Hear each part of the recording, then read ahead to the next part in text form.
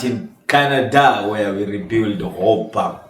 This is the channel where we impact, we educate, we bring you the true lifestyle in this land of Canada, Calgary, Alberta, or the other way around, Canada, Alberta, Calgary. It is yours, MC Martin, Canada. And thank you very much for tuning in each and every time. And thank you for those who have subscribed. We have grown massively from the last video. I appreciate you, my viewer.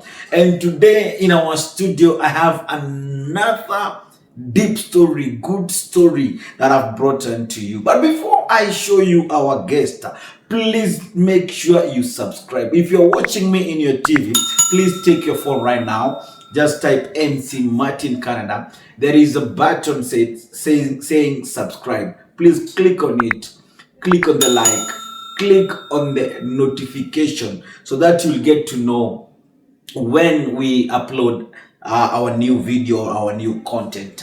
And thank you for those who came to our comment. We really take your feedback very seriously, and each and every day is a growing day. As we say, this is a rebuilding hope channel, so thank you. Now, without further much ado, I take this opportunity to welcome you, or to welcome our guest, none other that she will introduce herself. Welcome to our channel. Thank you so much, MC Martin, or Pastor Martin is the way I know you, right? Yeah. I'm glad, and this is the day that the Lord has made, and we've planned for it, and here we are. I cannot take it for granted, because I know it is by the grace of God that we have been able to meet, first of all, in this Calgary, in the most unusual circumstances, and now you're my pastor, and today you're my interviewer. So all glory be to God. Maybe for the sake of our viewers, introduce yourself. Give us your names, who you are, where you're from. Like, I know you're not born in Canada, where you come from. Just a brief introduction about yourself. Okay, spiritually, I'm a daughter of the Most High God, highly exalted. He has given me a name above every other name, and He has blessed me. And legally, my name is Priska. I have a kilometer of names, so Priska Yvonne Nyatich Ouko, born and raised in Mombasa, Kenya, and schooled both in Kenya and in Uganda, Kampala. Worked in Uganda. Most of my career started in Uganda, and then here in Canada. So that is in a nutshell. That's my name. I'm a mother of two beautiful anointed girls. I'm a church worker, I can say, and I have a passion for helping people achieve their goals. Fantastic. I love that. Wow, that was such an introduction. Welcome very much to our studio. Welcome very much to our channel. In our channel, we rebuild hope. We are all about positivity, and we are happy to have you in our studio today, or in our channel today. Feel welcome, feel at home. If you're thirsty, there's a drink just in front of you to just grab it, okay? We want you to feel free. We want you to engage with us, engage with our viewers today.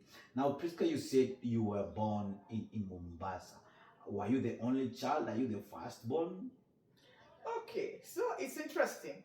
So I was born to a single mom. I'm her firstborn. But when you go to on my dad's side, I'm like the fourth one, the fourth and first girl on on his side, and then my mom had four of us. So I have two brothers and a sister on my mother's side. On my father's side, I have four brothers. In fact, I have five brothers and a sister. The known ones. Whoa. Yeah. That's pretty good. Yeah. Now, growing up, how was it like? Where did you start your schooling? Was it an easy journey? Back then, was school fees an issue? Was feeding an issue? How was your growing up from your childhood? You mentioned you're a daughter of a single mother. Yeah. How was growing up from your childhood? So growing up, thank you for that question. Growing up was a mixture. and you know the kind of culture and society we come from, where single motherhood might be a little bit shunned. And then I come from a very, on my mother's side, they are very strict Catholics. So my grandma was, my maternal grandmother was a Tanzanian. May her soul rest in peace. Yesterday was her birthday. Actually, she shares a birthday with my youngest daughter. And so she was a matriarch, and she was the Catholic one, because my maternal grandpa was an Anglican. But all of us, we towed the line, we were Catholics. So it was a strict upbringing. But nevertheless, it never like stopped us from being mischievous. Anyway, so I schooled at Burhania Nursery School, and then went ahead to Burhania Primary School up to class 4, as we call it back in Kenya, Standard 4. Yeah. And then I transferred to Aga Khan Primary School in Mombasa, where I concluded my class 8 or Standard 8. And then I went to Mary Girls High School, Taita, where I did my Form 1 to Form 4. And then from early onset, I think something we shall discuss later, I have this competitive spirit. And my dad was, okay, during his era, they did Form 5 and 6. So I went to Uganda at Hana.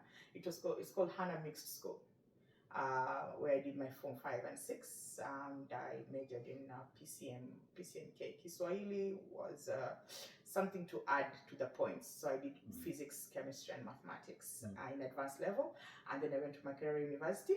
I did Bachelor of Science in Business Statistics. Whoa. And then I also did, I have an advanced diploma in accounting with the Association of Certified Chartered Accountants of UK. I love this. I love this. So that will be my background when it comes to education wise. Yeah. And then when it comes to the overall childhood, any African style, you know, in Kiswahili will say kichapo pale sana. So my dad, on his side, he grew up in a polygamous family. Yeah. So, but my paternal grandpa. So many people maybe will hear Oko, they may think I'm a Luo. I'm not Luo, and I'm not related to any of the Oko, the famous Okos. No. My paternal grandfather went and lived in, according to how the story goes, he lived in Migori. Migori is a mixture of Kisis and Luos, and he was nicknamed Oko. Yeah, but he's one of his names is Ogenche. But so I'm a Kisi from my father's side. And I don't think my dad knew maybe a hard childhood, a hard lifestyle. It's only that the mom, my maternal grandma died when he was barely 15, 16, when my dad was barely 15, 16. So he was raised up by like I said, it's a polygamous family. Yeah. The guy had like, by the time he was dying, his soul rest in peace, in 1996, I think he had like 10, 11. Wives? Yeah, he had gone through that number. Of which also later, if you can just take note, maybe we can try and see how that polygamy shapes people's lives. Okay. And how it affects generations if we don't take the step to arrest it. Okay. And but on my mother's side, we grew up in a place called Basheba. It's in Kisauni. You can say Uswahilini, ghetto. That's what I can say. Not as ghetto as like maybe we can say Nairobi, that is Kibera, but not as that ghetto-ish. Yeah. But New Swahilini. Yeah. So where our house, I would say, didn't have electricity until the time I was 17 years. There was a time we had to fetch water from maybe the local community tap. Albeit it was, you had to pay for it. So I used to, how do you call, transition between Uswahilini, or what you can call lower income, and when I go to visit my dad, I'm going to a higher class. Yeah, he was, at that time when we still had provinces, he was the principal auditor of the province-wide. So he was the head of the Coast Province, principal auditor at that time. So when I go to his side, and then my stepmom, very wonderful lady, Rwandese lady, she used to have a clearing and forwarding company. So they were well-to-do on that side. So when I transition and I'm visiting my dad, there will be this like some sort of shock where I'm sorry, I'll be doing some Kiswahili. Maybe I think you have captions. No, it's okay. Right? So you'll go there, and this is the first time you are seeing cornflakes, Rice Krispies. Yeah. During breakfast, there is marmalade, peanut butter, jam, blue band. Yeah. These were not things on my mother's side that were common, but they were on the other side. Sausages, farmer's choice. Yeah. Now, Kenda, the other side that used to happen, like it's high life, good life, soft life. Yeah. And then after maybe the weekend or holiday, you transition back. Yeah. I'm back to where there were days there was nothing to eat. In fact, I usually tell my daughters, there were times we'll take black tea, a full week. So on my mom's side, there were times when, and that's not how they grew up, by the way. Just to make it like, to give some context, that's not how they grew up. Because I think my mom and some of her siblings were born in Dar es Salaam. But that's why my grandfather met my maternal grandma. And during the East African community, they could work before things like disentangled or whatever. So, and then there are some who were born here in Mombasa, but they're not many. Majority were born in Dar es Salaam, including my own mom. Yeah. So my grandfather had a good job, and they used to stay in a place called Chuda. And they attended schools with the Goans, the Indians. They attended schools where some teachers were whites. They had neighbors who were whites, some high-class Indians. And then my grandpa made a mistake. He bought a house, and then in short, he got duped because this Indian guy sold him the house but did not sell the land. And then one person came and said, I own the land. I said, but I bought the house. I said, how come I bought the house? And he said, okay, then remove your house. I want my land. So after, I think he had some money left. That's how they ended up in that place, because my grandma had a farm where I think she was farming rice or something. They said, there is a place I know, there's a house they're selling. It was a shell house. So I'll come to that one later because it has something to do with that house. It was a shell house, and people were using it like a garbage, and people who were doing rituals were making it had used it like a ritual place. So that's the type of house they bought. And then because it was a quick thing, so they would say we didn't have doors in the bathrooms, we used sacks.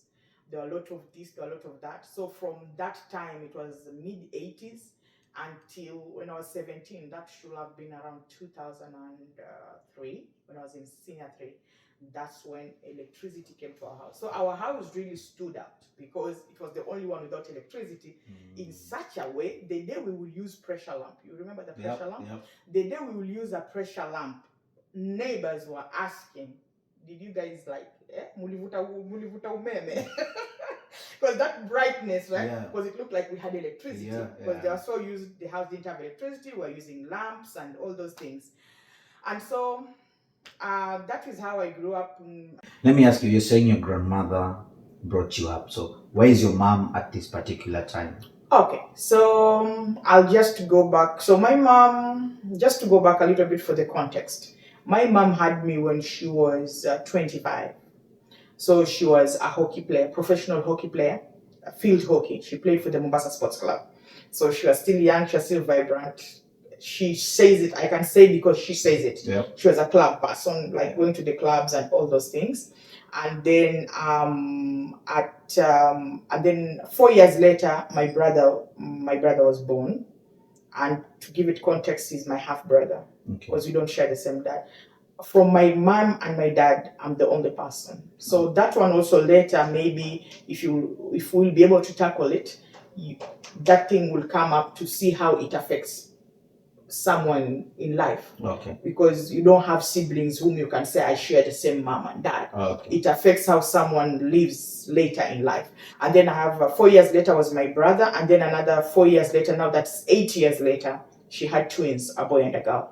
So at this time, we were living in another area, and also the dad to the three had left by that time. Circumstances not his fault. So you mean divorce? No. My mom was never married.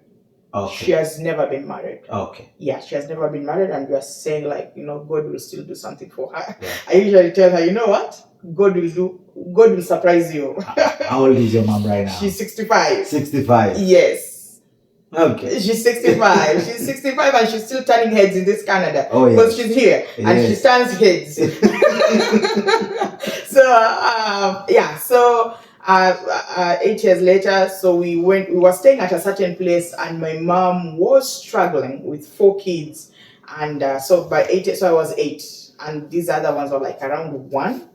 And the dad had just left and my mom was struggling. And my maternal grandpa was like, why are you struggling paying rent and all these things? Why don't you just move back home? Mm-hmm. So at that point, we would go visiting to my grandma's house. And when you visit, your mother doesn't have any say.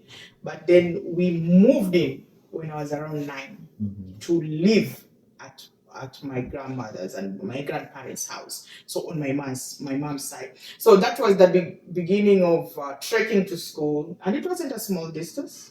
You trek to school, or sometimes you get a lift from the neighbors. But then there was some politics sometimes with the neighbors' cars. Yeah. There are days they're picking you. There are days they're arguing. And my grandmother didn't like arguments or things. So like, no, just you can walk to school.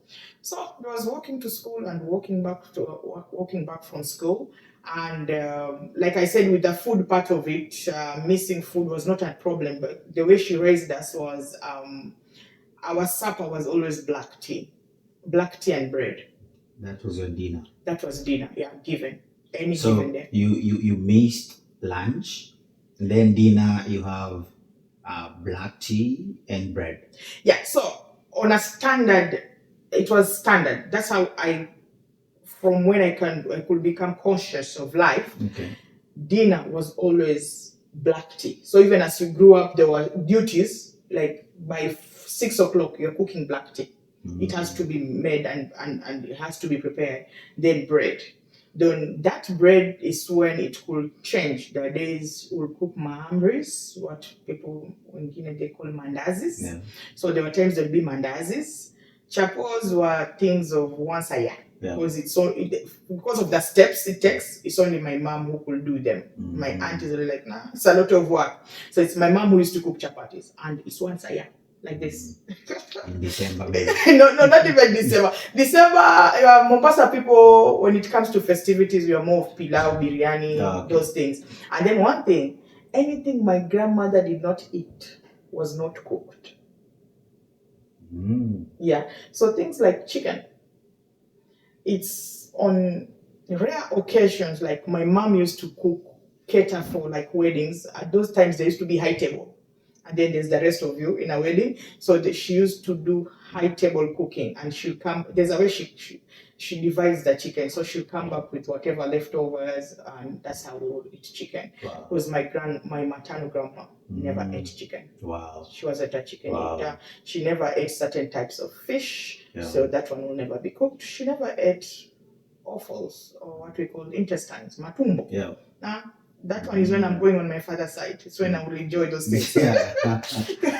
Yeah. That's so good. So for your growing, there was not much suffering, but there was an exchange from your mom's side to your dad's side. Yes. From which I'm getting that on your mom's side it was a bit, calm, downside, but your dad low income, but your dad was on the higher income. They were on the higher income side. So, by the way, just not to cut you short. Yeah. I realized I grew up poor when I was in Makerere learning micro and macroeconomics. Yeah. Okay, so let's get there. So you're done with your Form 5, Form 6. You moved from Mombasa to Uganda. So did you have accommodation in Uganda in Form 5 and 6? Did you have relatives there? No. Okay. In fact, if I give you a very funny story of my first trip. So I'm the one who went, saw in a newspaper an agency that was connecting students to Uganda. I went, came back with a form. My mom came from work. I said I went, I saw it. So maybe just to say something, in Kenya when you're in senior 4 or Form 4, yeah. and you used to sign for a university admission, I had them return my money. I was paid back my money because I told them I'm going for A levels. So I went, got the form. My mom, like, okay, next time we went with her, they said this is the thing, this is the school. Everything was ready. That day, I was supposed to like travel in the evening. We were with my mom running upside down because we were looking to convert money into dollars. And first of all, I think my mom had shortage of money, and we were running from my auntie's house to a friend of hers. She was trying to see who can add. It's in fact we laugh at it. We laugh about that because the people she thought who were friends could not help her. And one person like whispered, like, okay, you can go to this place. They will maybe exchange it at a good rate so that your money will be enough. And then once we were done, at that time I didn't have a passport, so there was the permit. Yeah. That temporary.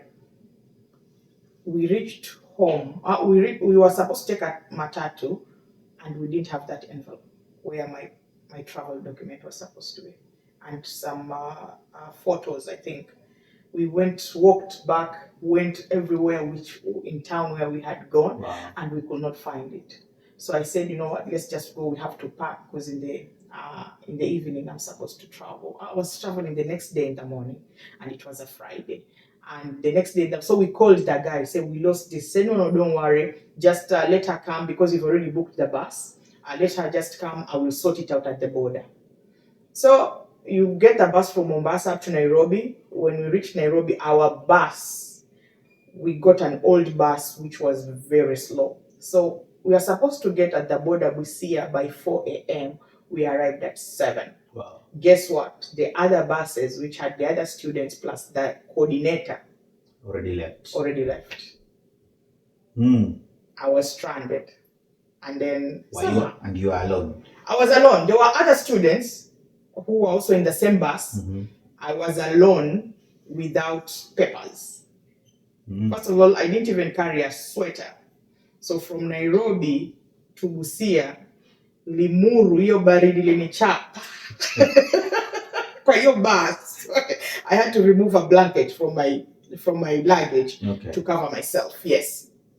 So luckily by God's grace, there was one guy at the border, policeman, a Somali guy, was like, you look lost. I said, yeah, I was supposed to meet this guy. But so that guy was known there because he keeps on every week, he's bringing students. He said, now they left since like 5 a.m.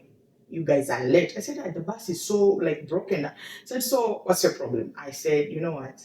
I don't have my permit window. So I gave him the story. Like, so how much are you going to pay? I said, I don't have money.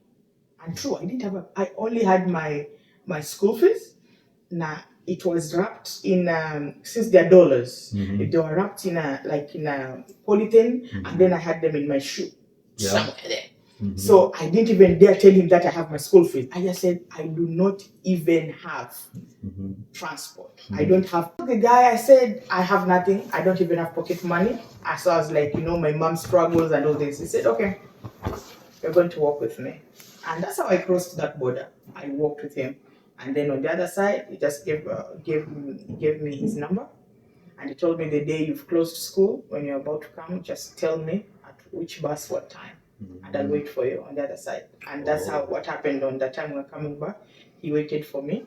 And then it was. So that relationship was there for the longest until I think when I was also in the university, I used to give his number to people who were stuck. I was like, just call this guy and do something. So that was my journey to Uganda. I didn't know anyone. So when we arrived, the guy had already arranged people. Now you're grouped according to the school you're going to. And that's how I started my journey in A level. So A level is a boarding school. So you just go to school, stay in school. Fantastic. Do they say fast forward? Yeah. Yes, fast forward. So you're done with your A level. You've gone to Makerere. You're finished. After Makerere, start from there. What happens from after Makerere? After Makerere. Yes. So I cannot go to after Makerere without a little bit of Makerere, because it is known in Kenya that Kenyans who go to Uganda or Kenyans who go to university, they come out with 2 degrees. You come out with a family degree, and the degree you went. The degree you went for. I love that. Yeah. So it's something known that if you go to Makerere, you come out with 2 degrees. Yeah. The academic degree and the life degree. And the life degree. So let's go there. Right, this because sounds interesting. It's key because it will shape certain things in my life going forward. Okay. So in the A level, I'd met some great people. I will just put it like in summary: great people from Gatundu, people from Nairobi. So at that time, they introduced me to. I knew reggae, but then they introduced me to the deeper part of reggae, the roots. The roots, like Gideon Boots. Yeah, that's how now I started liking reggae music. I knew about Spanner Burner and all those little Richie Spice, in a Fanta Moja. So in fact, even my deski nicknamed me Empress. So yes, I'm the Empress. So then from there, I think I started learning some few Kikuyu words. From there, I used to be good. I failed to be good now, but I used to be good at it because it's how I came to realize so it's. In short, I came out from my Mombasa cocoon, Coast Province cocoon, and you start to realize that there are people who, from when we were in our maybe holidays, people had farms. They were like harvesting potatoes and all those things, and it's what was educating them. People had parents who were like selling cereals, right? So I found okay, I'm not alone in this struggle, because in primary school in Aga Khan was top notch. So you didn't have a lot of people whom you are sharing the same struggle, right? So from there, then we spill over with some of them. We still go to campus. People who decided to remain in Uganda. I arrived late. As usual, money made me arrive late. So by the time I report to Makerere, it's this orientation week was over. So by the time I arrived, so I look at. For people like my former classmates, then they said, okay, there is a hostel. It's not in the best place. Guess where it was? It was in a ghetto. So the way Makerere is, it's a hill. Okay. So then there was Mulago Hospital for those who do medical, so for the medical students. And then there is a valley. And then there is a ghetto called Katanga. And then the other side, there's some hostels, then the Makerere Hill. So there was this hostel. It was the only storied building in Katanga at that time, the Katanga Ghetto. And they said there's a hostel here, it's good, but most of the students are male and they are from the medical school. I said, I don't care as long as I can get a place. So they introduced me to the management, then I got a room. And that's how I started. Now, from there, what happened, one thing led to the other, and I met, I'll call him my ex-fiancé now, because that's how the relationship went. From university, when I was in my year 1, he was in his final year, and then he finished, but then we still stayed together, and then we got engaged. Then things went haywire at some point. But there's something that spills over out of that. But the most important part I will bring out is that aspect of Kenyans when they're in foreign countries. So I don't know how the university in Kenya works, but there's the aspect of drinking, clubbing, as in partying. That's our life. There are certain things even which happen. My own mama doesn't know. Mama, you don't know about that. When this part comes, just close your eyes. Close your eyes and ears, please. Don't listen, Mama. So there was a time of recent, the Holy Spirit impressed on me. You remember that time you got into an accident? Do you know you could have died? And when we got to the police station, everyone who were waiting in the car were put in the cells. Oh, so you got an accident? Yeah, we got into an accident. We'll come there. Yeah. Right now we are here to the ex-fiancé. The ex-fiancé, okay. Was he a Kenyan? Yes. Okay. He was a Kenyan from Kiambu. If I'm not, from Kiambu. I have stepped in Kiambu. Yeah. I was almost there. Yeah, but he was a bright person, first class, great guy. Yeah, unfortunately, we were together for 4 years. They came to our place. They wanted to do an intro, like they wanted to finish up everything at once. Yeah. Because after university, when I came back to Kenya, we were living together and all that. So they're like, it's not good to stay with someone's wife, someone's child. So it's like you are married. Yes. Come we stay. Come we stay, Yeah. right? And the good thing, the thing is, he ticked all the boxes according to my family. Why? He was Catholic. Mhm. Right, and that was number one. Mhm. And my grandmother had said, "Usiwaileta Mjaluo." Don't bring a Luo. So he was not tick. Mhm. He was because he was a pharmacist. So in Kenya, pharmacists are doctors. Yes. In Uganda, pharmacists are not doctors, just a pharmacist. And he was licensed on both sides, So on you both have, ends. you have a doctor. Dagana tick. Yeah. So every checklist was good. Every checklist was good. And so they're here now to pay the dowry. they wanted, the yes, they introduction. wanted to do everything at once because Okay. they said Mombasa is far. And my maternal grandpa says no. In fact, what happened, my maternal grandma was like, she's not of your tribe. Why would you put like constraints?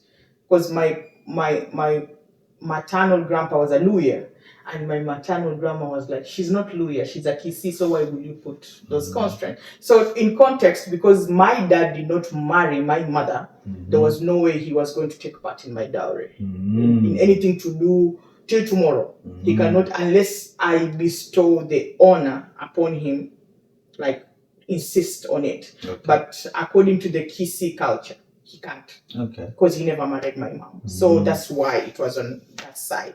And then after that one, things went haywire. So that one is something that I had to bring it in because later you'll come to understand why. Okay. Especially when we discuss altars and generational curses. So did they finish the introduction? Yeah, so my maternal grandpa said, no, this is just like people coming to know each other. You have to come back another day.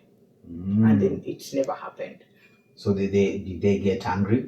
No, they didn't get angry. So after that, we went back to Uganda because now he had gotten like a teaching job in Uganda. I told you he's first class material. Yeah, very sharp guy. Yeah. So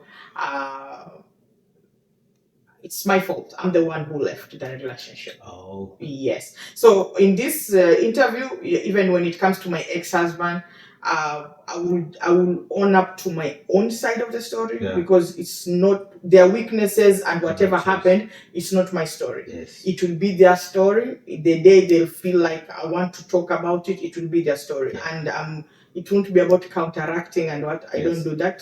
And in our channel, we give people the right to reply. Yeah. If you are the one and you feel like, hey, I need to reply to the story, please write to us. Yes. If you can book your flights to Canada, we'll gladly have you in our studio to give you a right of reply. Yes. Yes. So thank you very much. I will just own up to my own side. Yes. That's I'm the one who left. So you left the relationship. Yes. Did you? What was? Can you tell us what was the reason for you leaving the relationship? Yeah. So at that time, for me, in my own perspective, was like, so I'll give a certain context, but it was a build-up of certain things, which led me to like find solace somewhere else, right? So what can I say? A time came, we were out drinking with a friend, and my fiancé at that time was the type who tells you what comes out from a drunk person is the truth.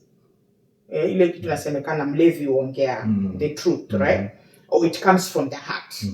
And he talked about something that he has never fallen in love with. He has never been in love with someone. At that time, we are clocking 4 years. What are you? What? So me and the other guy, we looked at each other like, what do you mean? Right?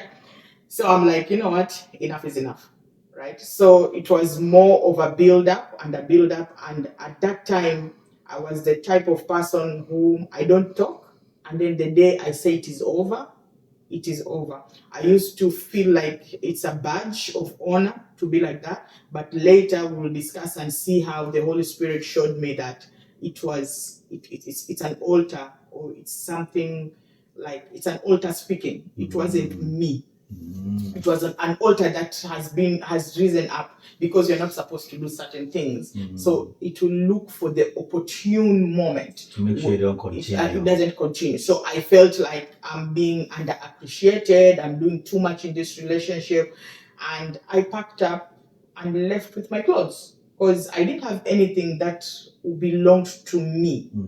Like, yes, maybe the money belonged to him, but when it came to furnishing, like he couldn't even buy curtains without, like, babe, come, we need to buy these curtains, we buy this. You're in Nairobi, you're coming to Uganda, yes, go to Tuskys, bring a TV because they were cheaper.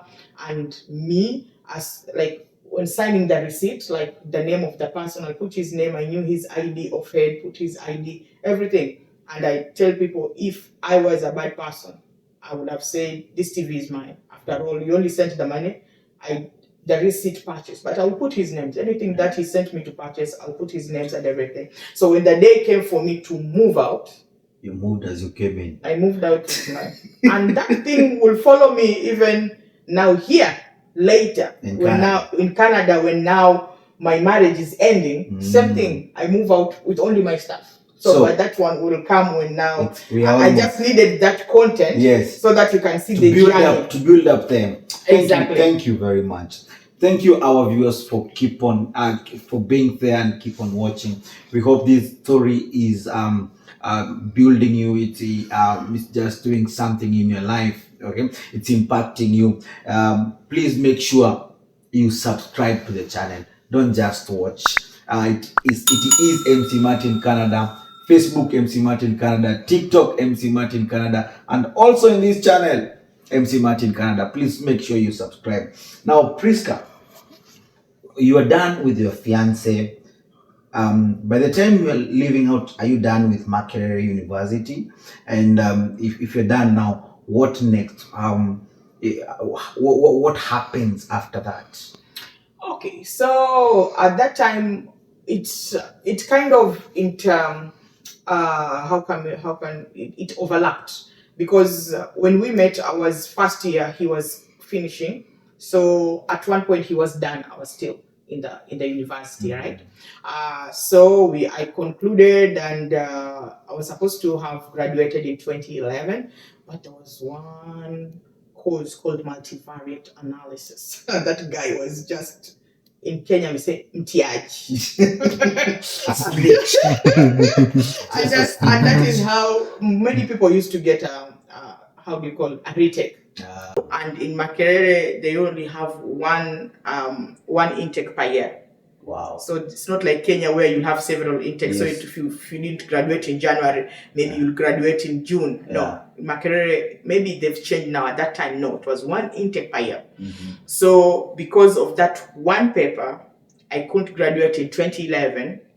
I had to wait a full year, go back, retake the exam, or retake the course, and then now graduate in 2012 of January. And then they used to graduate like, because you finish in June and then you graduate the next year in January. They also had changed that. They used to graduate around September, October. Then I don't know what happened. They pushed it to January. So 2011 went back. I retook the multivariate analysis, then had to sit and wait. So it is at that time that I had rediscovered, during my last year, we used to have those campus career days, and PwC will come, Ernst & Young, and then KPMG. So and then we realized, so actually I can do accounting. That's how my journey with ACCA started. So at that same time, I went to Nairobi, because at that time my fiancé was doing his had done his exams, pharmacy exams in Kenya, and then he had been stationed in Githongo in Meru. So I went to Nairobi so that I started my ACCA in Nairobi at that particular time. Then from time to time go to Meru whenever like time will allow. So that's how I started my ACCA journey. Also, that one took some time. It's another story on its own. And then from there, from Makerere, and during that time when I was doing the ACCA, I used to be there is a business school in town, in Nairobi downtown. It's I forgot, I don't know, development building. There was a business school there. I took part in, so there was this Story Moja Hay Festival. And they said they were coming to the college and they just needed people to participate, come and listen. It's about storytelling, and there was the finalists will go to the US. So I am a music drama festival type of person. From that time I was 3 years old, I've been a stage person. So I sing poems, act, write scripts. For my high school, I used to write scripts. I wrote what they call choral verses, solo verses. I used to write that. So when they come into the school, then they say, where are the participants? They didn't have participants. So they said, we just need, for this to be genuine or to look authentic, we need just someone to fill it in. This is our topic. It's about diversity. Just come and talk about diversity. So I raised up my hand. I said, okay, for the sake of participants, but they only had 2, and they needed more than 2 so that they can have number 1, 2, and 3. And I stood up and take like a job. I went in front, said my stuff, and that's how I became number 1. Wow. And I went for a storytelling workshop. Then we were in the storytelling Hey Moja Festival for 2010 at I think the Railway Club. Yeah. And we went up to the finals. It's at the finals that's when now they're like, okay, I was like number 7 out of the 7. They said it's more because I was doing mine in Kiswahili, like a mixture. Said you can do better in Fasihi. Then someone came and said later after that event, someone at the school approached me, said, there's someone who was looking for you. They said they have something, there's a series that is coming up and they liked your Kiswahili and this. Will you be interested? I said, yes, I am interested. Ask me what happened. I don't know. It never happened. It's like it never happened. They took down my details and everything. I was excited something is going to happen. And then, chop. It didn't happen. So even this one will come into play as we move forward, and you'll see how life. So all these things are connected. They are connected into each other. So maybe as we move to the next section, my appeal to people or to parents, to young adults, it's why they need to be very prayerful from the time, maybe from their teenagehood.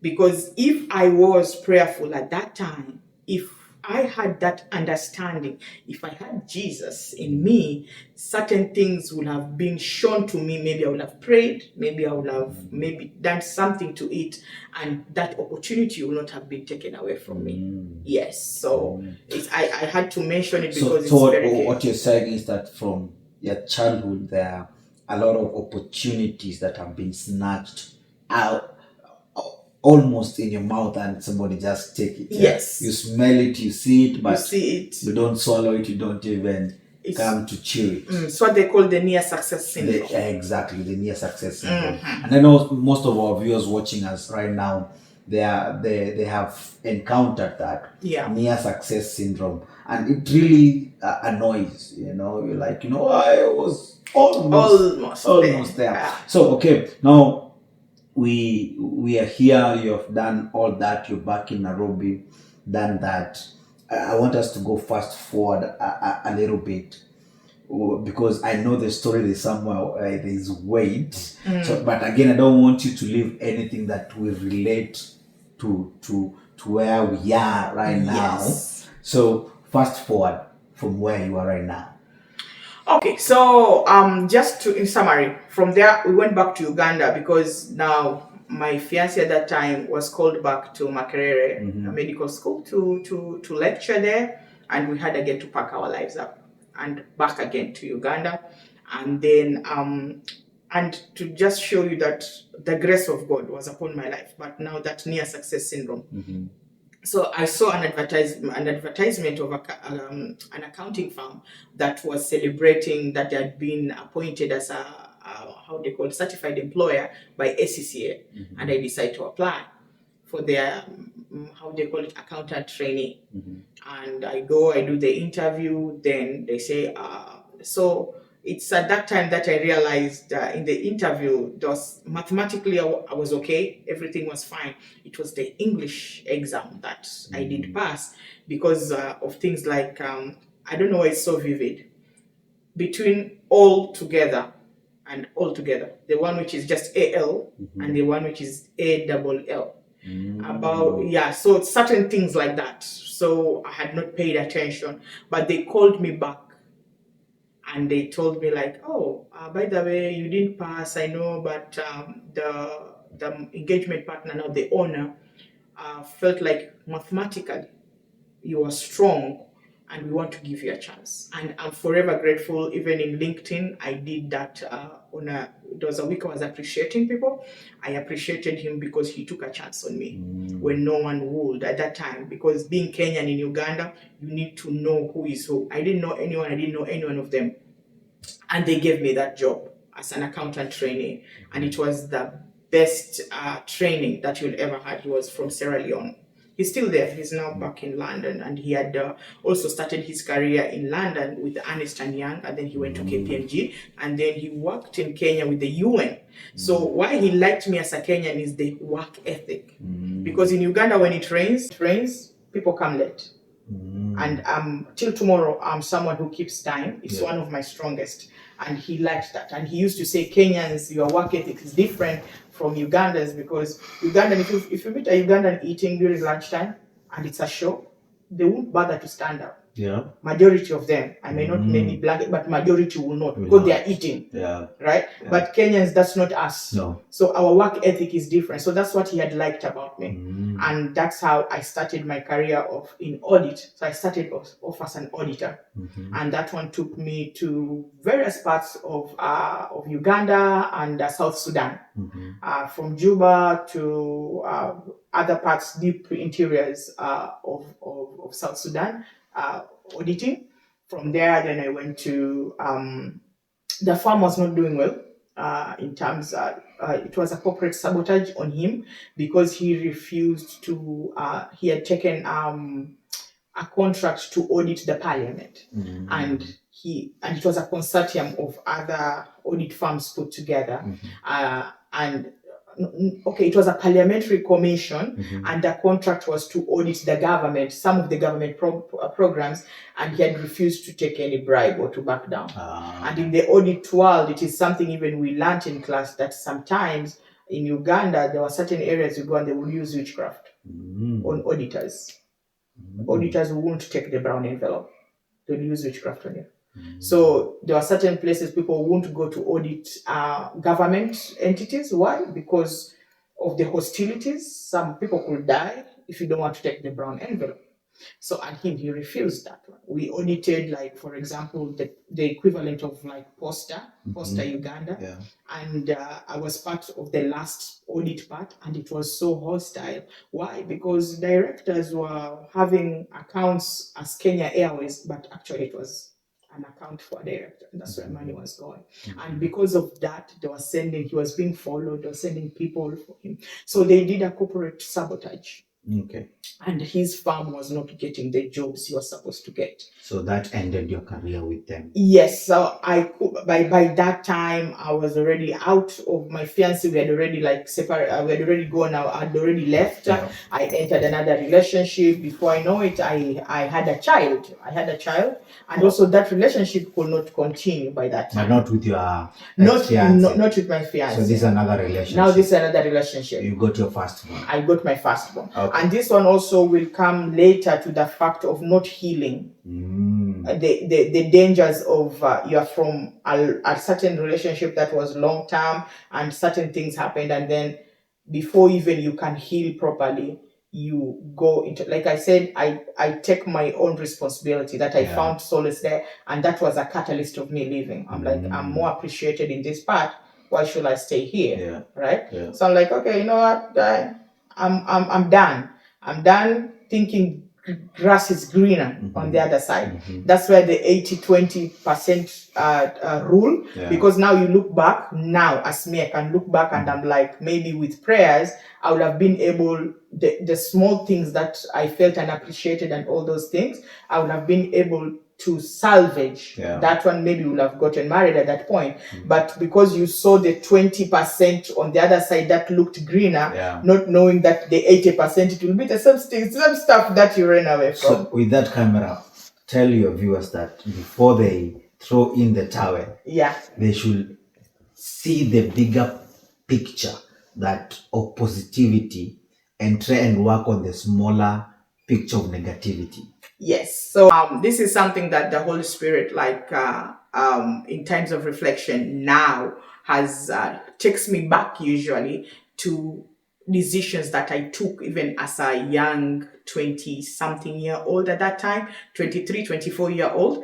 And he showed me that, he said, you know, this rule of 80-20, that you have 80% where you are right now, and you're seeing that 20 that you don't have, you're seeing it in another person or in another place. It might be your career, it might be in marriage, it might be in business, right?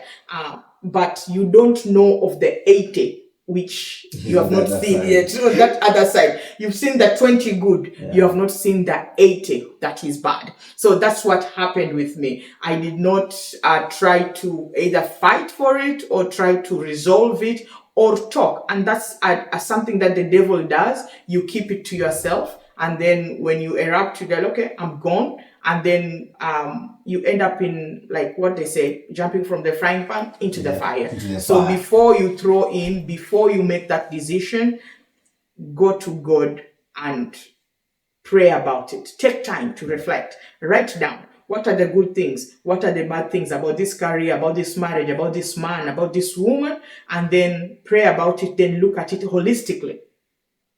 Give it a chance. Don't jump into something else. Yes. Thank you very much. Now we are done with the fiance, jumped into a new relationship. This new relationship comes with some fruits, and you get your firstborn. So do you continue with the relationship? Do you get married, or it's just a baby? And in fact, it was done even before she was born. Oh, okay. We are listening. And that is where I had said that 20, you don't see the 80, right? You know, when it is still fun and it is rosy and it is all the fun part, and then when responsibilities come in, you start to realize, I don't think this is what I had signed up for, right? And so after some time, I just said, no, I'm moving on. Mind your own. Let me just now, because when I gave birth to my daughter, maybe let me give that context. I realized now there is this young innocent soul that depends on me, and whatever I do will affect the child. So once I moved on to my own, another place with my child, because I used to be in a one room, so I went to a double room. And at that time, my mom, when she was told that I'd given birth, and I'd given birth by cesarean section in Uganda, she wasn't happy about it, right?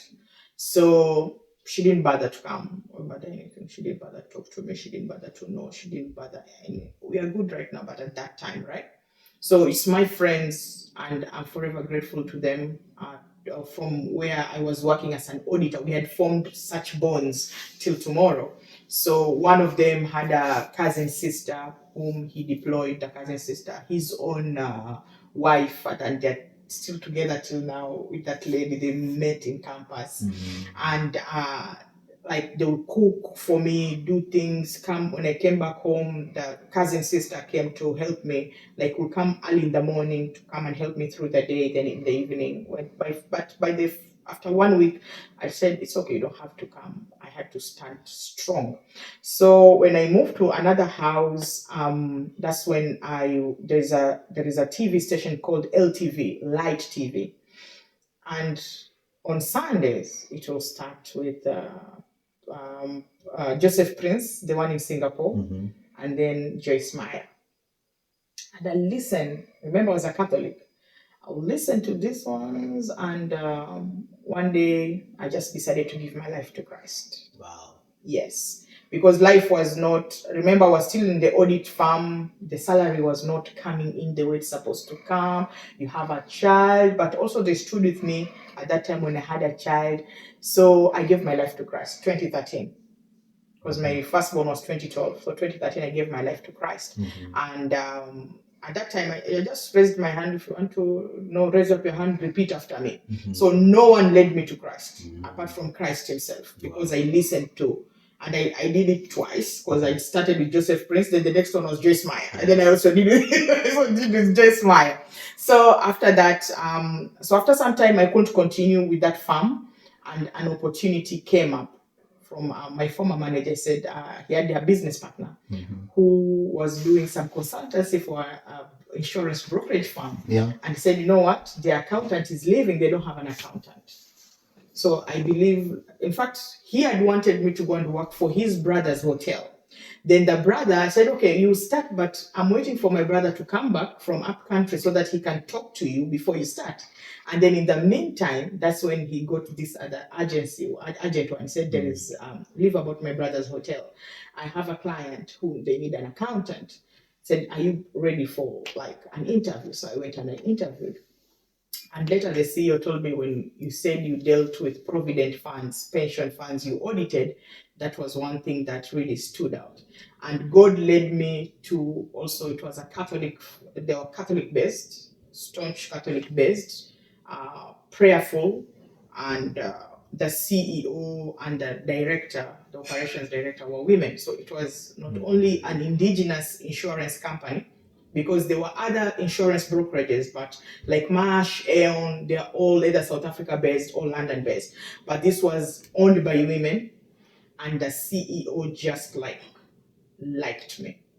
And she took it upon herself to even make sure that I got a personal coach to coach me. So I was an accounting and admin officer for only 1 year. After that, I became a manager, finance and administration manager. I was presenting in boards. I was sitting with the CEO, and she was pouring her life experiences, pouring into me, and that's how management and how to deal with boards, strategic plans. I learned a lot. I was there from 2014 to 2018. That's when now I moved to Canada. Oh, hold it there. She moved to Canada. Yes. That's in 2014. I moved to Canada in 2018. 2018. Yes. So let's now start there. What made you move from Kenya to Canada? From Uganda. From Uganda. From Uganda. What made you move from Uganda to Canada? All right. So just like I said, I moved in 2018, right? So I'll quickly go back to 2015. Okay. Remember, I told you I'd given my life to Christ in 2013. Yes. So somehow, somewhere in 2014, I met some. We reconnected with some guy whom we had gone to A level with, and he was coming in from Burundi, and he came with another Kenyan guy. Like okay, yeah, I'm still in Uganda. We let's meet at a certain place. Because our office was in downtown, so we were nearer to clubs and restaurants and all that. So came up with this Kenyan guy, tall, brown, and handsome, I can say. Yeah. So they came together. Like, this is my friend. Also, he's Kenyan but works in Burundi and all those things. And we hit it off. Then with my friends from work, then they said, you know what, you guys can come to my place, so that you can come and we cook. You come and cook for me some food. So knowing him, he tells me, I go to a church and I'm pastored by a Nigerian. it's a Nigerian pastor, it's a good church, and all those things. That's how he introduced me to his church. But before that, in this insurance brokerage firm, I had a colleague who was a junior pastor with the RCCG. And one time he said, I want to tell you about Christ. I said, I'm born again. And he was like, oh, but you don't look like. I said, no, because I was raised Catholic. That's why you see I flow with the Catholic easily, but I'm born again. So I said, come to my church. And he invited me to his church for a prayer meeting in the morning. And it was the first time I encountered fire prayers with claps, because in the Catholic Church we never used to we don't do shouting and we don't do such, right? So that's how I encountered another manager took us to, before that had taken us to Christ Embassy. Somehow my spirit did not align, but when now this guy came and introduced me to his church, Praise Court International Church, that's when now I went to that church. I met Apostle God Shilo Rokpo. I know he has no problem me mentioning his name. He's my good friend. Yeah. Apostle, you're mentioning. You're mentioning You're mentioning a name. Yeah, in his church. And at first, so it was a tiny church, but from outside. But when you entered inside, it had power. I rededicated my life to Christ. And from the time I stepped in that church, at that time, McHugh, I was living in 2 rooms. I didn't have a chair, like sofa. I had a mattress down. And I had a child and a maid. I entered to that church, and I think I encountered September. They had a program called September to Remember. And he had invited some men of God from Nigeria. And from the time I stepped into that church, things turned around for me. So that was August. So by August, I'd moved to a 2-bedroom self-contained house. And by January of 2015, so the other friend of mine, some things did not, we didn't continue the friendship that much. And then he was like, I don't like coming to your house because you don't have seats, you don't have this. So he stopped coming to my house. But from January of 2015, things at work, first of all, from the previous year, things had gone well. I'll go to my CEO and he'll be like, okay, calculate this. She'll be like, calculate this, calculate that. Then she was like, what should we give to our accountant? And then they said, yeah, I think this amount would be good for her. By end of January 2015, my house was fully furnished. All the 2 bedrooms fully furnished, all the house fully furnished. That was how God had taken me from sleeping on a mattress to having a fully furnished house. So when this friend of mine one time, he said, I was just jogging around and I wanted to say hi. And he looked like, where did all this come from? Where did it come from? I said, no, you're welcome. This is the tall. Yeah, the tall, brown and handsome. One day, please, guys, be saying short, dark, and handsome. All short people are forgotten. No. Please, ladies out there, start looking for short, dark, and handsome. We are available, but I'm checking. Yeah. So with that, so before and as that transformation, how it happened. One is not only getting planted in a house of God, where they preach the word of God, and then I had something was uneasy in my spirit until I started to serve, because of my background from the Catholic Church and the way my grandmother used to be like top elders, and there was a lot of drama, so I didn't like drama. So I joined the workforce in this new church at that time it was Praise Court International Church. I think right now it is Praise Family Church. And I joined the workers, and I just joined the workforce. So we'll meet in the morning, do prayers before service starts. And before long, Apostle said, you can join the media team. So in the media team, I was behind the camera, was handling the camera. So in 2015, around May, I came midweek service on a Wednesday. So I'll come from work. So that's how my life now transformed. No more club. The urge to drink alcohol was no longer there. I could no longer withstand loud music. Yeah, I could no longer withstand secular loud music, like being in a club and it's like do do do. No. So that's the beginning of transformation. You know that you are being transformed when you no longer crave the things of the world. So I started in media. So that day I came and I looked in, then there was someone new. I'm like, okay, this is a new person. But we were used. Why? Because there were always people who were coming in for prayers. This new person, is it a guy or? Yeah, it was a man. It was a man, an elderly, and fairly older person, right? So I entered on Sunday. He came back. I think he had some kids and all those things. Okay. And on Sunday was on the camera. And also I think on that Wednesday was in the camera. So it is later, I think after a week also, so that was in May, one of the junior pastors said, there is this guy, I think you've seen the new man who came in, has asked me for your number. Hey, whoa. And I said, okay. So this guy asked the pastor? Yeah, I did. Yeah, one of the junior pastor yeah, for your number. For my number. Man, you're daring. So I said, okay. I had this confidence, like, okay, you can give the number.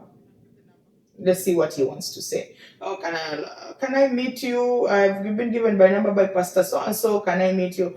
I say, on Saturday I'll be at a workers' meeting, so maybe you can come there. So he came on Saturday, and the first thing off the bat, my name is so and so, and I want to marry you. That fast? Yeah. Like Day one. This is your first date. Day one. It's not even a date. It's just like I was in a meetup. A meetup that to come and talk to.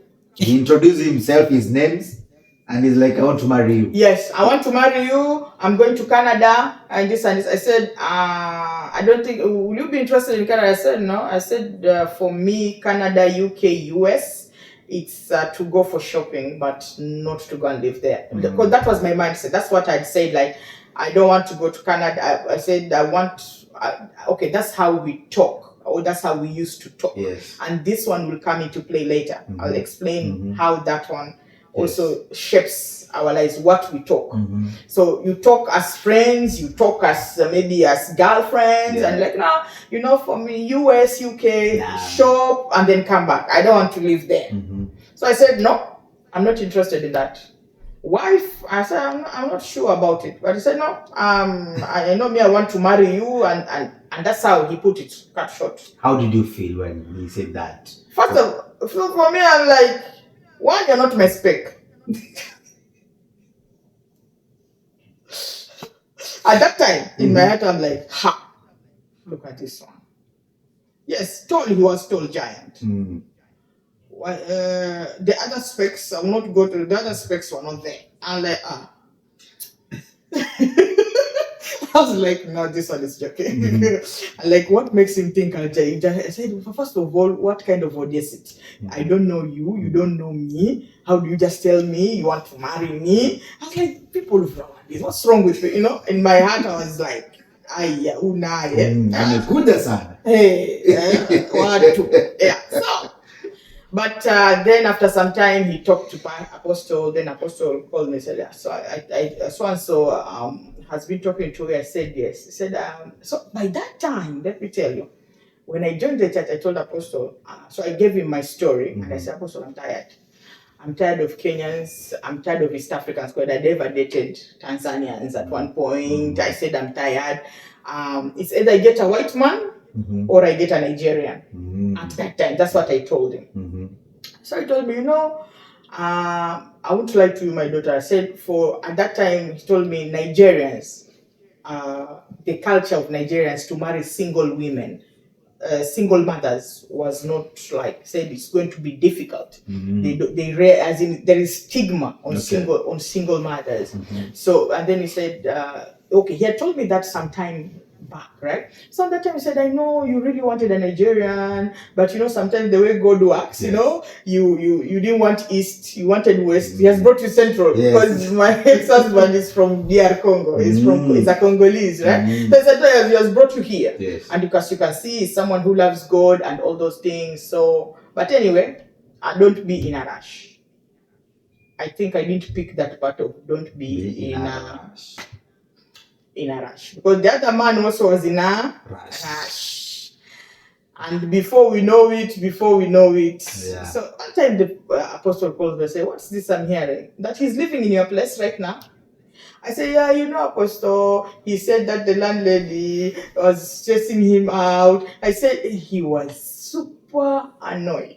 I'd never seen, how brown he is. He turned red. Let's go back a bit. Me and my viewer, we are allowed somewhere. At which you left us where this guy said he wants to marry you. He went to your pastor. Your pastor said, "Come, it's okay, but don't be in a rush." But now this guy now is already hosting the. Yeah, I was already hosting. How did it happen? So it's in the you talk, you chat. So I had a friend of mine. We were working together. So I told her, I said, "I can't so and so." I said, "There's this guy. This is how it is." So, and I said the danger of that toward in a field. So I'll go to her and I'm like, now Karima, look at what he has said. He said, "Yeah." I said, "But he's like this." So each concern that I will have, the man would have a solution. Like I say, he's too big, he's tall. I say he's too fat. Then he'll say, I plan when I get to Canada, I'll do this surgery to cut off my belly, those things. So then I said, and then my friend was like, "Yeah." I said, "Yeah, now you see, now God is answering your prayers." Now, and then I'll be like, but I have this particular concern. And then I've not told him about the concern, but he will now talk about that particular concern. Then I'll come back to my friend and say, "Do you remember I was talking about this concern I had?" Yes. Now he's saying, without me even asking, he's saying ABCD. And then she'll be like, "Yeah, now God is answering your prayers." So you're sharing with your friend. With my friend. You're not with the man. Not with the man. But when the man comes, he comes with the same concern story I have that you had discussed with your friend. He comes with solution. With a solution of how he's going to tackle it. Yeah? And then at this time, the man is super, how he knows how to take care of someone. Like now, I finish work at 5. He'll be there waiting for me, and then he tells you, "Look at the back." When you look at the back, you see like handbags, clothes. Then I didn't know which one to take, so you'll have to like pick which one do you like. The ones you like, then the rest I can return them to the shop. Put on the shoe, the one which you like, then the rest. Okay. Now remember of that childhood where I'm coming from. Yeah. Right? And then you have someone, remember the other relationship I said I felt underappreciated. Then here comes someone who is bombarding you with everything. Right? The other person, Valentine, there's a way Kenyans, by the way, not in a bad way, there's a way Kenyan men have this aura, or they have a certain attitude towards certain things, right? First of all, I'm just going back, digressing a little bit to put a certain point. Like, for example, if you date a Kenyan man and you meet his boys, before long, when your wife? Yes. Wife was so and so. Yes. So and so's wife. Whether you are truly married or not, that's a Kenyan thing. You are so and so's wife, and that's how they treat it. And that's the code. You are so and so's wife. Hey, wife ni aje, mbona not the mona wife? Things like that. Yeah. So then they take things for granted. So Valentine, ati stories ama flowers, what? This brilliant, my first class man, that was not in his vocabulary. In fact, he was telling you, "Nona wakati huo ulikuwa ndo Safaricom, you could flash," right? He'll tell you, "Flash me or call me when you have something to say." That was his thing, like, "Don't call me because I miss you." Or when he's calling me back, "I got your missed call." Yeah, I just wanted to, "You're wasting my you're wasting my airtime." When I'm calling you, get to the point. Right? Now, that was his philosophy. Then, like, he said, "I don't joke with," the group of these medical students, they say, "We don't joke with 3 words. They say, I love you, I promise you," and there was one more I keep on forgetting. But there are 3 words they say they don't joke around with. So by the time they say, "I love you," They say they mean it. But they say, I promise you, they mean it, right? So here you find someone who You're not asking. buys you flowers, and it's not Valentine. Mm. Just buys you flowers. Mm-hmm. Is gifting you, Mm-hmm. right? And you think, okay, plus all those concerns that I had, which were falling into place, let me give it a chance. Mm-hmm. Right. So, like, okay. And maybe before you continue, I have a question within that. You said when this man came, he came to church with some kids. Yeah. You didn't ask yourself, like, where is the mom? Okay. He gave the story. Okay. Yeah. Okay. He gave the story. Okay. Like, okay, are you okay? No. I'm no longer with them. Then gave the story of how the girl, the mother, whatever, how the story ended. Yes. So he gave his story Okay. of how he ended up as a single father, how he ended up in Uganda. Because there are many Congolese refugees in Uganda, how he ended up there, how he's going to Canada, because they were being resettled. There's the resettlement program. Okay. And he was supposed to be resettled in US, but he wanted US because of business partnerships. He deals in gold and diamonds and all those. But he was told because of being a single father with children, Canada would be much better for him. Mm-hmm. So he gave his story of what happened. Like I said, it is his story, right? Okay. And I understood. Yeah. Given at my situation at that time, what was ringing in my head, like, it may not be easy to get someone to marry you as a single woman at that time, as a single mother, right? So I'm like, okay, I'm coming with a kid, he's coming with a kid, blended family, no problem, right? So there were several red flags which I ignored at that point. So we are here for gifts. You are being gifted, spoiled with gifts. You said, okay, let me give it a try. Let me give it a try. You gave it a try. Yeah. And this man is also relocating to Canada. Yes. How fast was he relocating to Canada as he's approaching you? Okay, so at that time, the way he had put it, he was like, we're just waiting to be called on the list. That's what he said. So we have to, so that's how the agency, he put it. We need to quickly, because we met in May, he came to our church in May. We were married by September. 3 months. Right? And I'll just say something when I said about red flags, right? The engagement happened, and then I was trying to clear certain, because he had his flaws, and I was trying to clear the flaws. Then he got into one anger burst, and in that drive, he was driving me from a restaurant to home. I was saying, God, I have a kid at home. Let this guy not get into an accident. And that there and then, that was a red flag. I ignored. I removed the ring. I gave it to him. The next day, he came back and said, I'm sorry about what happened yesterday. And I saw you had removed the ring. Where I come from, when you remove the ring, you cannot use the same ring. So we drove and went and brought another ring. Right? I should have refused it at that time, but I didn't. At that time, I'm like, what will society say? What will the church say? What will pastor say? What will this one say?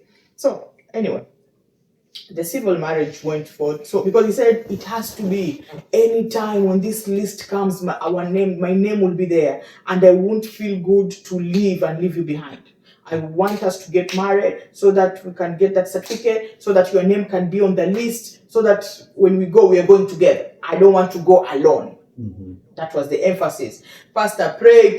Let's go on the altar. Let's put we're going to put checks like sacrifice. You're sacrificing on the altar. No one said, like, can we ask God about this? So even the day I just told my mom, come. I didn't tell her what was happening. I wanted my mom to meet him. Even the day he came to talk to my mom, Pastor Apostle, if you talk to Apostle and ask him, we will tell you, Apostle was fuming. Because by that time, there were certain things that were being revealed about this guy. Something will be revealed. You ask him, he deflects, or there is a way he puts it. And Apostle was already not happy about it. Like, there are certain things, but he already made you host him in your house. He's already living with you. Why have you gone this fast? And things just unfolded. Within 3 months, we were married. Civil marriage. So at that time, like, okay, just get into the portal, the Canadian portal. So that's when I started now dealing with it myself. Gave me his password and what I was able to, and that's when I realized, no, he wasn't on the list. he had already, the agency that was dealing with the resettlement had already submitted the names to the government of Canada of families to be resettled. But by the time he had come to our church, it is when now it had been submitted in January. They were acknowledging in June that they have received that this they have submission. received.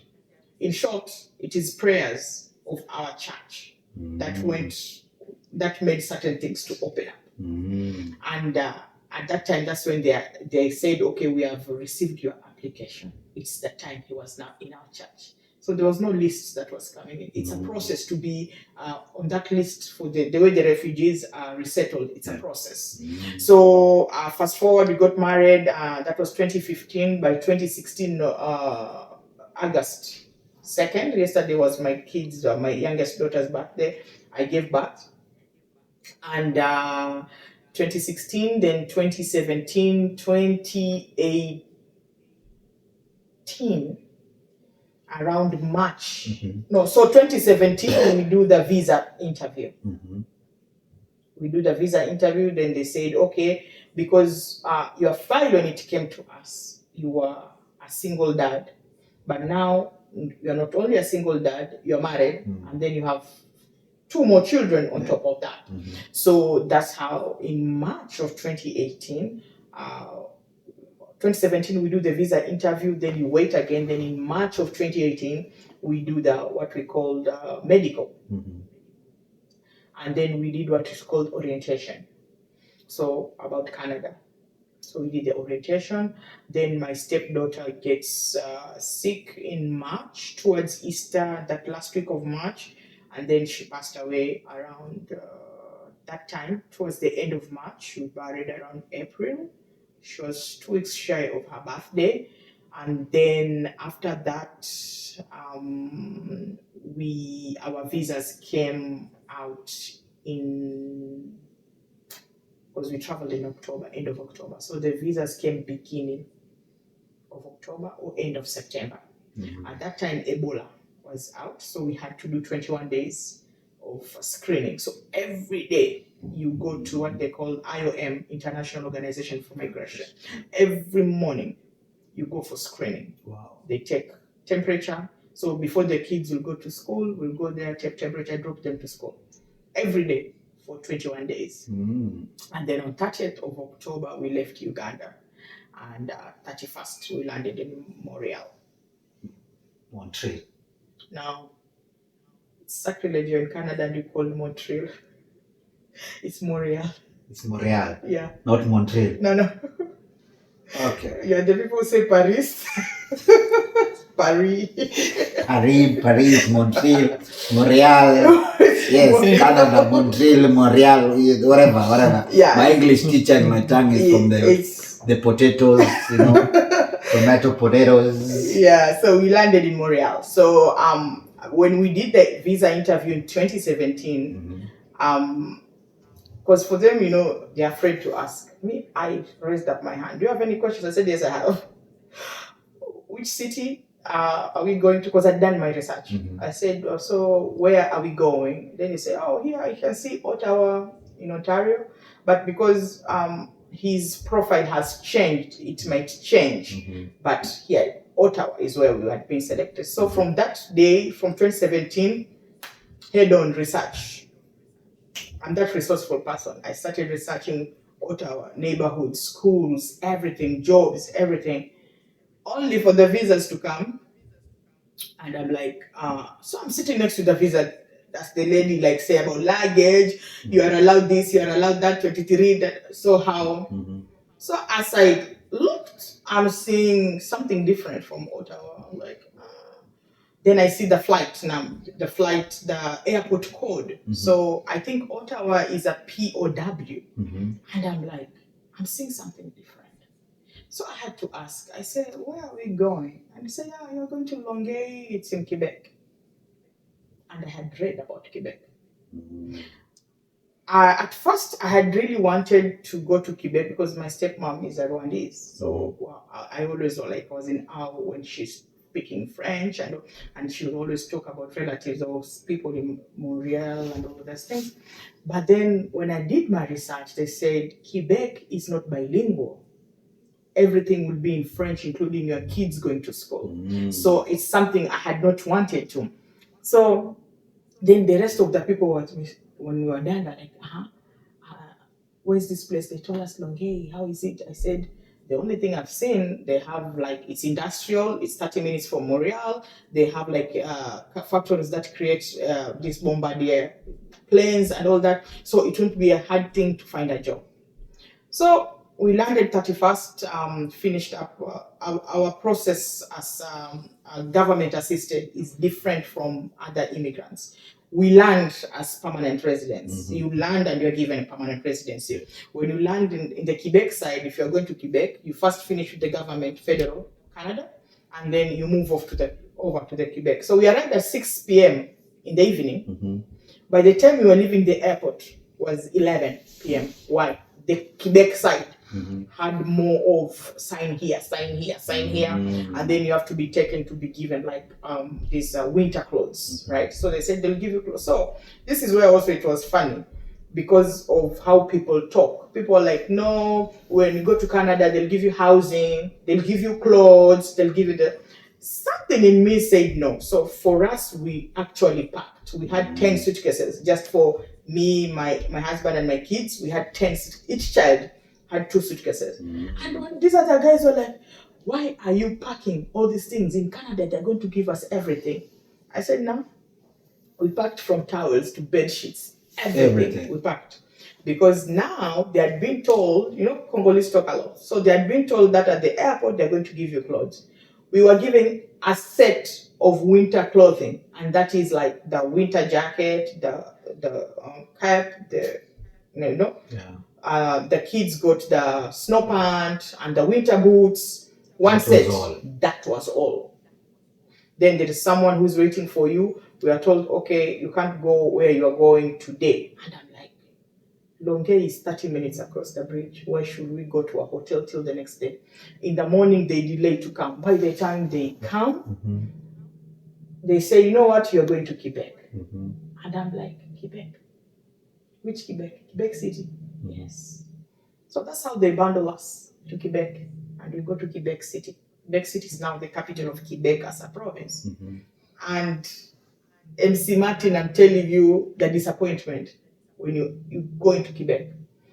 Quebec does not have skyscrapers. Quebec City. Okay. And I thought it was a stop, like we're still going. Yes, okay. So Quebec City does not have skyscrapers. The only tallest building is the 38-story, it's called Observatory, where you can go and see the entire Quebec City. So our hearts sank when the driver said, okay, this is Quebec City. And they're like, This is all I want. We were like, what? So enter the community center. The next day, you're taken to the bank as if they're already waiting for you. Get bank card, go get a SIM card. The other people you came with, they did not even carry their phones. I don't know who tells people, oh, don't carry your phone, it will not work. I had my iPhone. My husband then had his iPhone. We just had SIM cards. So we didn't have to put any deposit. The other people got the shocks of their lives because now the small money they had received had to go towards phones, had to go towards this. Then within 7 days, you have to get a house. Then you realize that welcome money they gave, you have to pay rent, and you pay rent in advance. So those are the small shocks that came when we arrived. But that, in a nutshell, is how we arrived in. Super good. Yeah. Now I want us to go to a very crucial part of your story, and I know this will turn the event of everything. You have relocated now from Kenya. Now you are in Montreal. Now you're in Canada. The best part is you landed as a PR. Now I want us to do fast forward because of time. I want you now to tackle your divorce. Okay, this man who you got married super fast. relocated super fast, landed in Canada super fast. The same way did it end?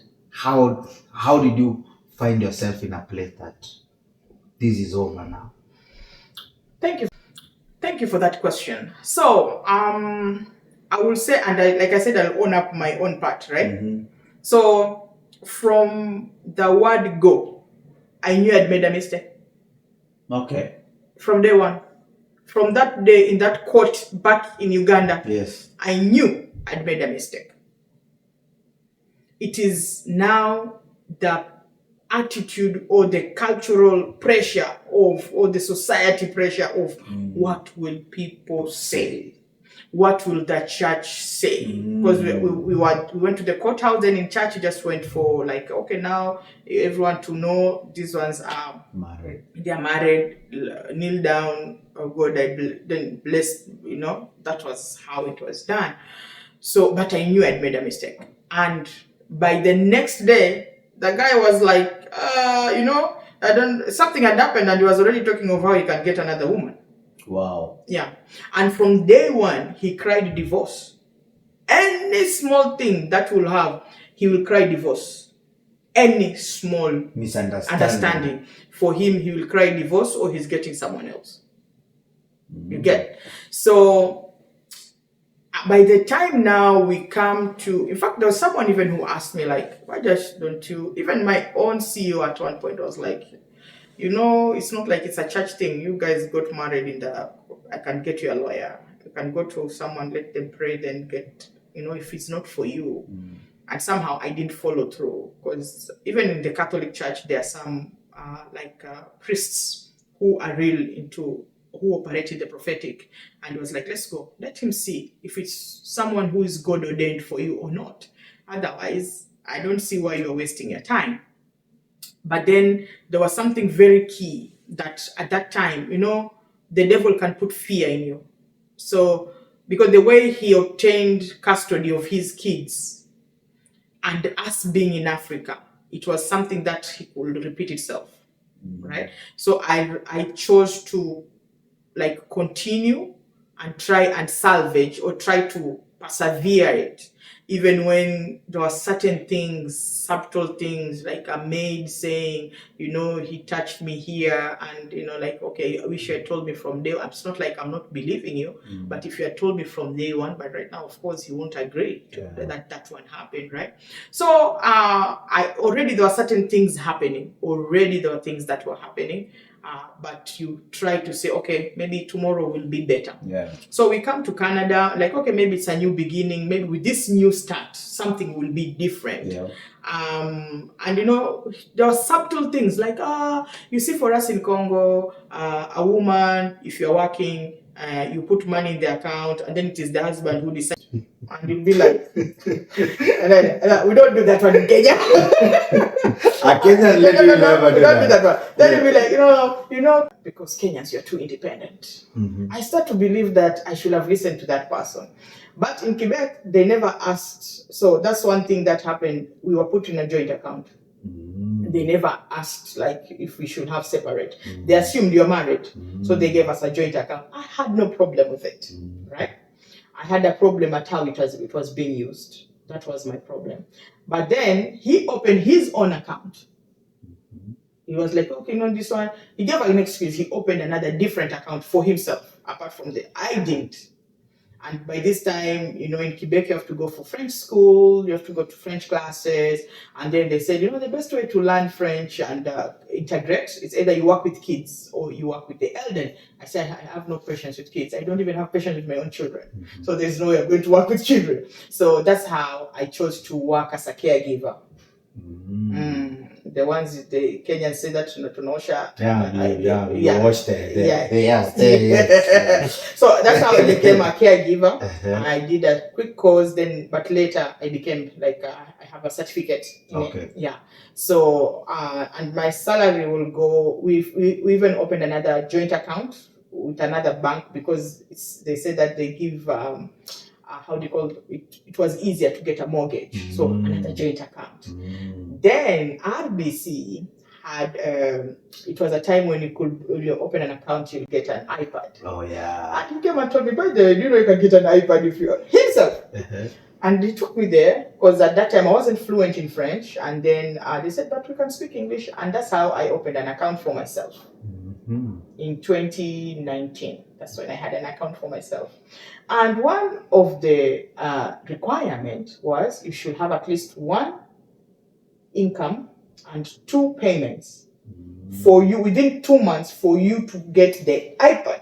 So it wasn't just, in fact, even right now, there's that campaign of that iPad with RBC. Oh. So those terms and conditions, just know that's the terms and conditions. They'll ask for one deposit, recurrent, and two recurring bills. Yeah. That's how my salary had to start going towards that account. Now a personal account. Now a personal account. Okay. For myself. That's how I started having, almost a year plus later of arriving in Canada, right?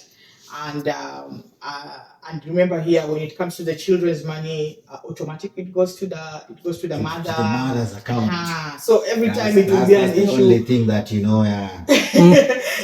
kids' money is mother's money. We don't know how much it is, where it goes. No, but so he will tell me like, I've been told by people, Congolese talk. Yeah. Not only in Africa, even here they talk. If you live among Congolese, you'll just know that they talk. So like, I was told that there's someone here, people now get divorced because of the kids' money. First of all, they don't just talk. They give birth to several kids. But, because if you have several kids, it can be an income on its own. This CCB, yeah? Oh, yeah. Then like, okay, and then they fight for custody. Because once you get divorced, and if it's your shared custody, whichever percentage of custody, that money is also shared among the two of you. But there are people who now want like full, everything to themselves. Yeah. So we started talking about that. I said, but why will I do that? Things like that.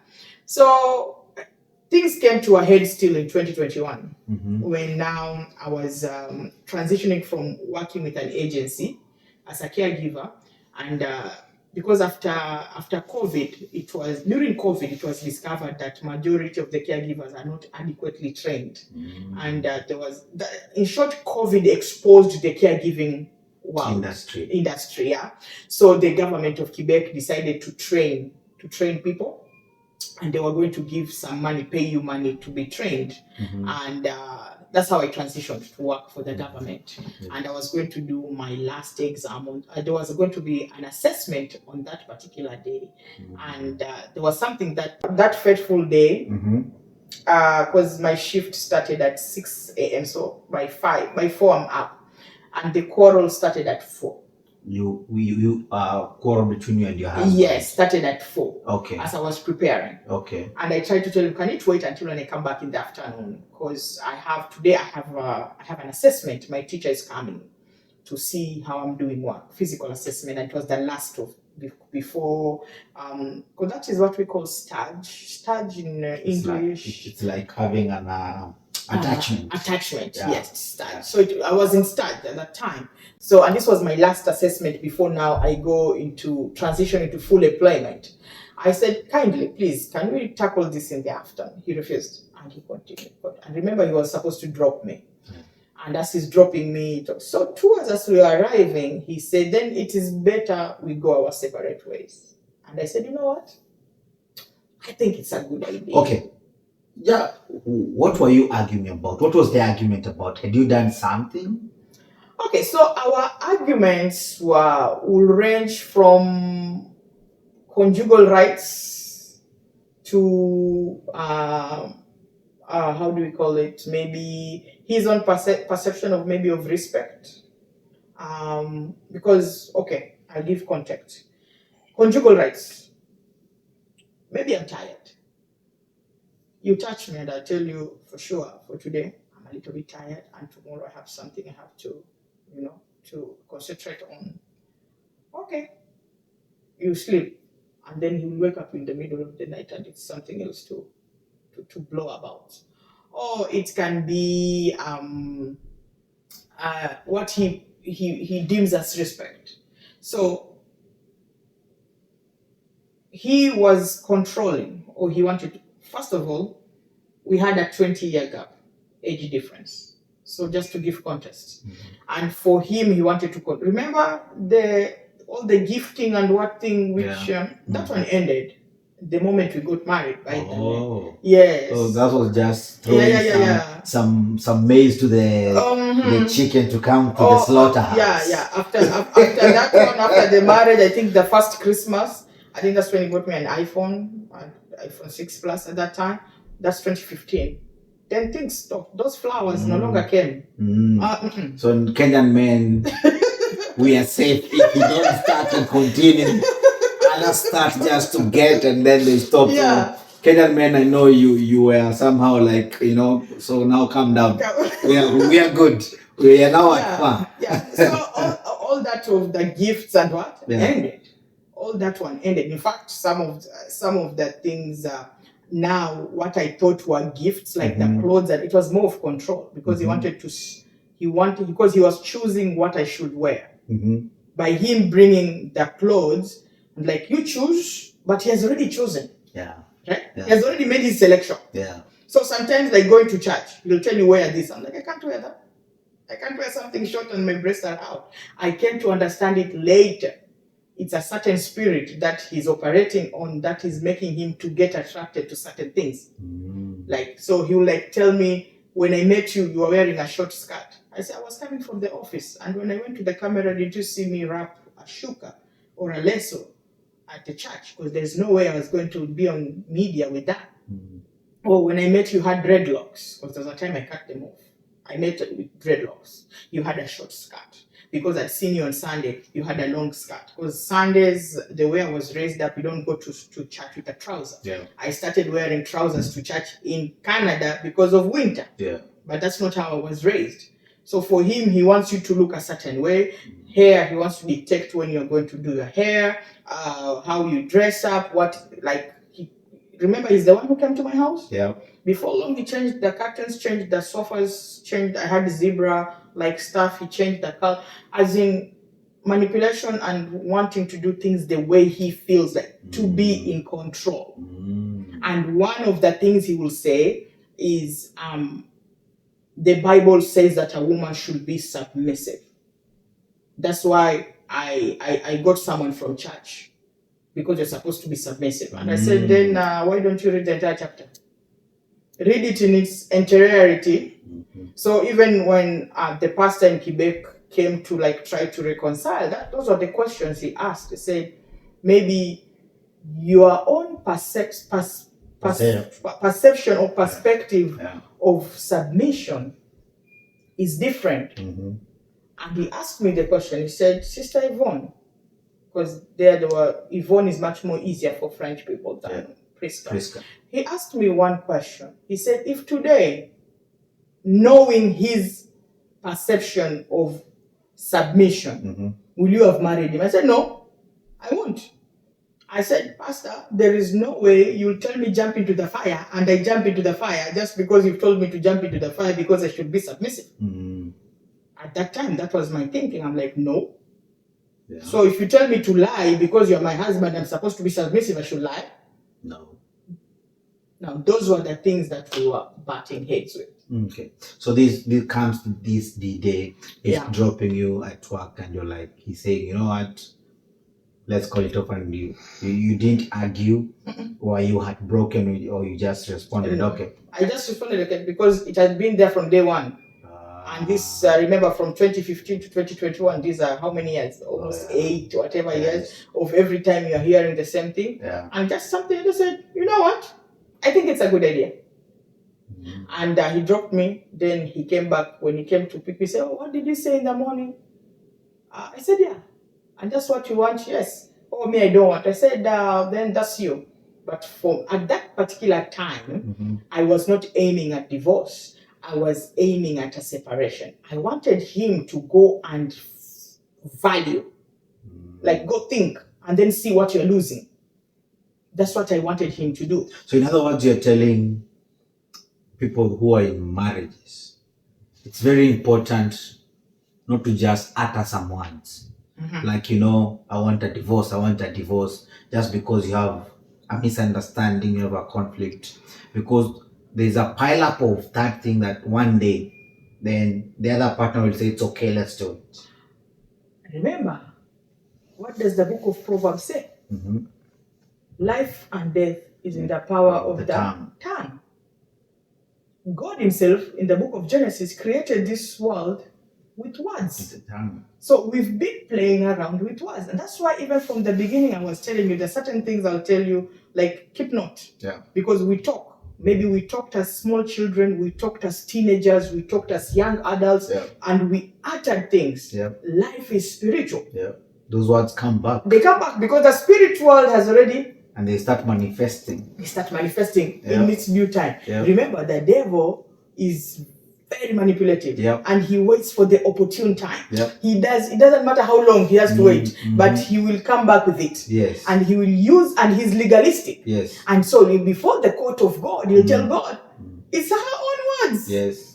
Oh, his own words. That when we preach, we say that you've given the devil a legal ground. Exactly. So he has something to say, hey, it's not me, you're the one who said you want, you've been saying it, so hey, I'm here serving you what you've been asking for. So words are very crucial in business, relationship, friendship, marriage. Words are very crucial. Words are very crucial, and that's why we are told to confess. Yeah. That Jesus is Lord. Yeah, right? words. Words. Yeah. You have to confess, and then you have to renounce the negative. Yeah. So it's that same words you renounce or you accept. Yeah. So that was the thing. He had already been talking about it. And now here comes the day. And then here comes the day. Then just to give another context, I wasn't his first wife. No. Yeah. Not second. Oh. Not third. Oh. Not fourth. Oh. Depending on whom you talk to. If I talk to my stepson, he'll say number 12. If I talk to the father, he'll say 8. And it's a combination from paying dowry. And that's where people don't understand. People think that just because you didn't do a white wedding, it's not a wedding. Or it's not a marriage. Marriage is when this one and this one, you come together. Yeah.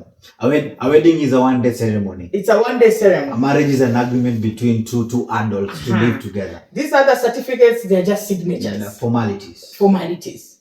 And we'll see later when two people come together and have the sex, whom are you serving? Yeah. Are you under God? If you are not then worshiping God, whom are you serving? Wow. So the rest of the other things, we just go to church and the courthouse for formalities. And this one will play a big role because there was a voice I heard clearly. Hold it there. Guys, let me tell you, this story is becoming hotter. The studio is hotter. It's getting intense. I didn't know we'll end up like this at this juncture. Please make sure you come back for part 2 of the story. Otherwise, we end it here for part 1 of this interview. Please make sure you subscribe. Make sure you hit on that bell so that you will know when the second part will be there. But we promise you, this is the juicy part of it. Till next time, keep it here. MC Martin, Canada.